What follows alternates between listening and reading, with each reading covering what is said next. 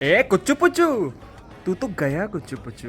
अखंडिया था ना प्रेमानंद, सनातन का विरोध मचाला है, बहन बेटियों को गलत शिक्षा देता है, गलत शास्त्र पढ़वाता है। तो गीत गोविंद का गायन जगन्नाथ जी को बहुत पसंद है।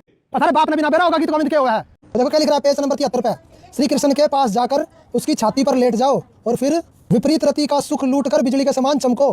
विपरीत रति पता क्या होती है? पीछे से सेक्स करना, गुदा मैथुन, अर्थात आनंद और हर्ष से उत्फुल्ल होकर जीवन को सफल बनाओ। विपरीत रति का मतलब मेरा क्या हुआ है? ज्ञान करवाना, ज्ञान के जगन्नाथ महाप्रभु को प्रकट करने की कह रहा है बहन बेटियों को।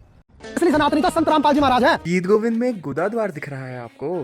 गुदा द्वार से याद आया, आपके गुरुजी तो वही है ना जिनको दूसरे नहलाते हैं और उनके गुदा द्वार से होते हुए दूध आता है जिसको भक्त लोग पीते हैं चनामत समझ के। वही गुरुजी जो ज्यादातर समय जेल में ही रहते हैं, अभी कुछ समय के लिए बाहर निकले हैं, लेकिन क्या पता फिर से बबीता के साथ संबंध बना लें, क्योंकि उनके कमरे में प्रेगनेंसी किट जो मिली थी और पता नहीं कितनी लड़कियां हैं जिसके साथ उनके संबंध रह चुके हैं। इसलिए जिनकी खुद की बुद्धि उनके नाभि के नीचे के अंगों में हो, वो लोग गीत गोविंद का अपने मुख से नाम भी नहीं लेते। संस्कृत का तुम्हें स नहीं आता, शास्त्र का तुम शास्त्र बोलते हो, इसलिए बड़ी समझदारी से तुमने श्लोक छुपा लिया। लेकिन किसी तरह मैंने देखा उसको और देखा कि एक्चुअल गीत गोविंद में संतों ने क्या टिप्पणी की है, और उसमें दूर दूर तक गंदगी नहीं है। एक्चुअल में विपरीत रति का अर्थ होता है अपने प्रियतम से मिलने का जो तुम्हारा स्वभाव है, एक बार उसके विरुद्ध जाओ और रूठ कर उनसे मिलो।